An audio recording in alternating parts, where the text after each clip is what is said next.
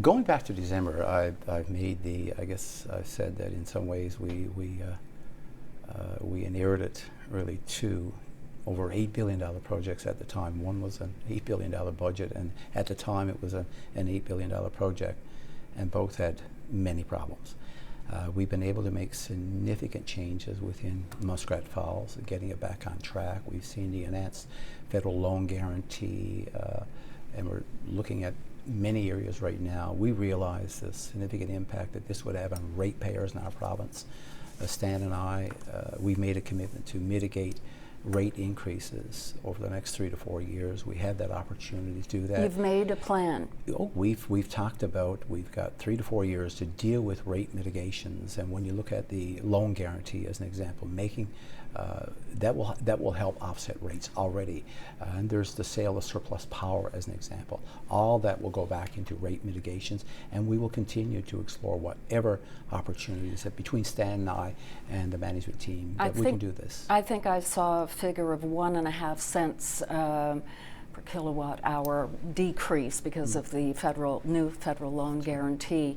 But when you look at prices looking to double from where they are now, that seems pretty meager. Around 21 cents is where they're forecasting rates to be right now, and this would be near the end of Muskrat Falls. But it really, once again, I did not support this project in the beginning, and I had a lot of concerns about it, and I find myself now managing my way through this, realizing that we have to be competitive when it comes to energy rates in our province.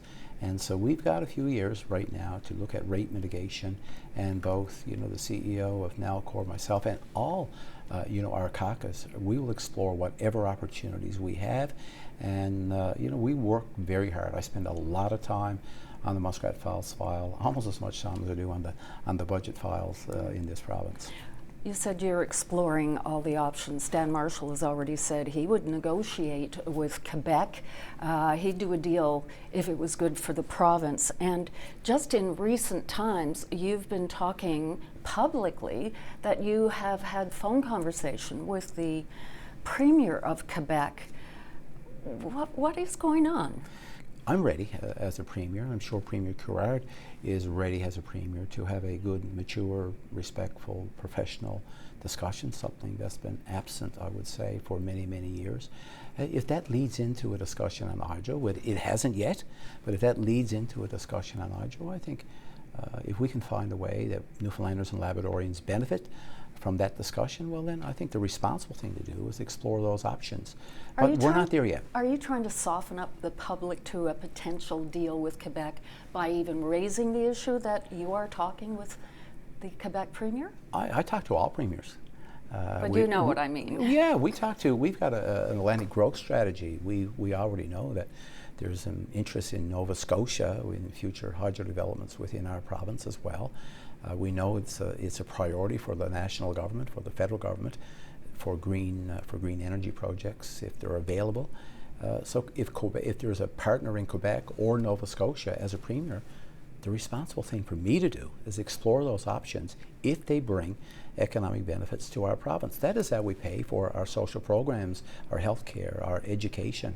So if there's an opportunity there to bring economic benefits to our province, I think that's the responsible thing for me to do. Muskrat Falls is in financial trouble.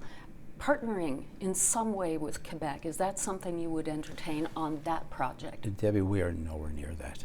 That discussion, as I said so many times right now, there are no lineups of people looking to partner on Muskrat Falls with this province. I have not seen anyone knock on our door, except for the federal government reaching out with the enhanced federal loan guarantee, an extra $2.9 billion. So where this goes in the future, these are very early days, but having a discussion with someone who's your neighbor, and if there's a willingness to work together, but I can assure you that if it reaches that point, we will only enter into any agreement if there's benefits for Newfoundlanders and Labradorians. If you ever get there, given the history with Quebec, given the public mistrust, would you go to a referendum, for instance, if there's a deal to be had on some future hydroelectric project, Gull Island? Way too early to tell, any kind of endorsement from the people of the province How that would occur is way too early to tell, way too early to be putting conditions in place. For me right now is, am I willing to chat with any premier on any development that would bring benefits to our province? Of course I am. It's the responsible thing for any premier to do. It's been a generation now with Quebec politics. For me, I'm more focused on securing the future of our province than I am to settling scores in the past. The future is way more important to me.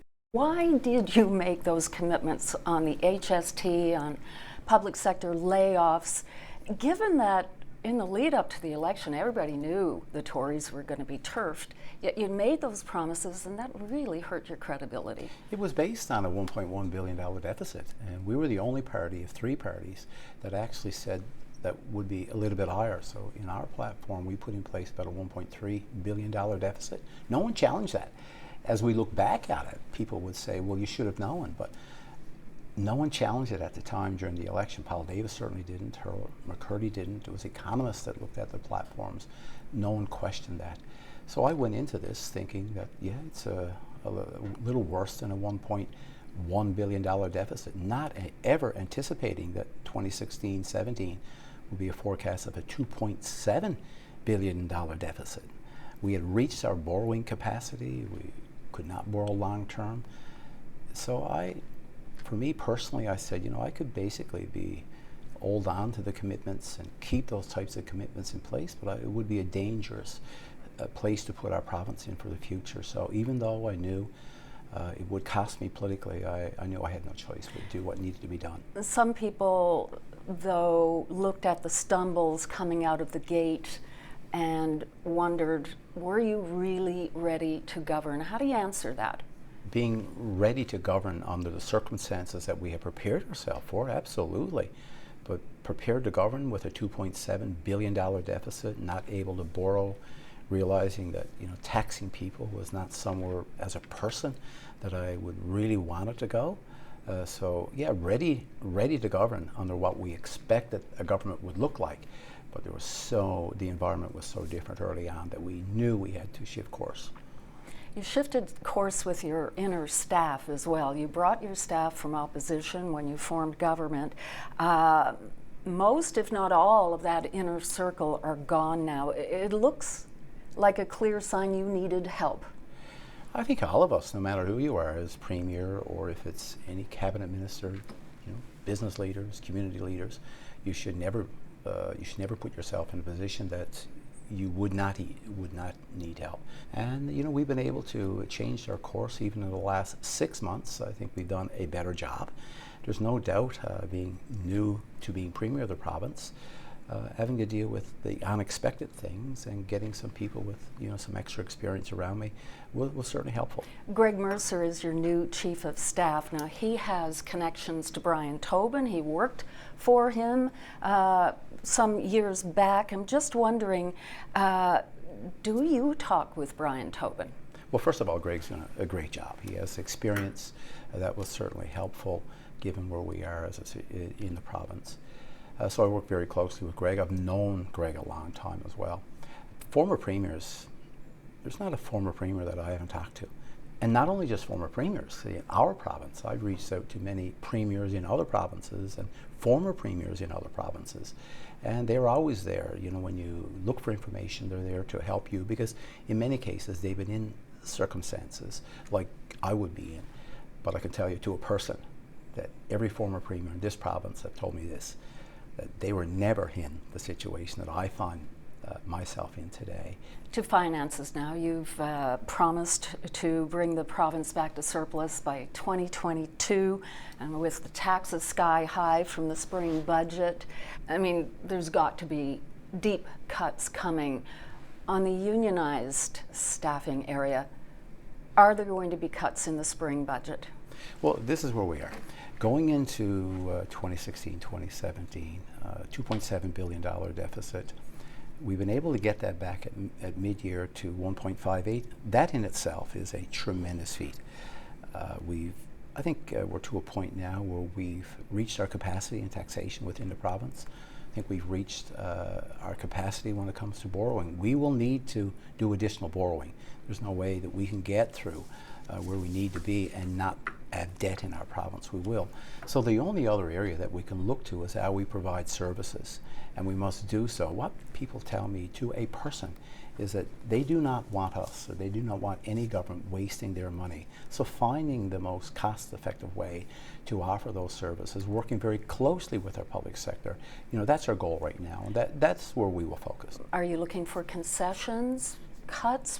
What's the thought process right now as you go into negotiations? Not looking for. What I'm looking forward to is a very meaningful negotiation, and that's what we made a commitment to. It's still very, very early days. We've got a lot of experience within our public sector, and they're ready for that conversation. I speak to many of our public sector workers over the last year, and they're ready to have a conversation because, like our public sector workers, people in Newfoundland and Labrador, they realize that we are all in this together, just not the Premier, public sector workers as well, and I think they're willing to help. People are worried in this province. They're worried about the economy. They're worried about their jobs. They're wondering, should they buy a new house? Should they continue to rent, get a new car, keep the old one? A lot of uncertainty.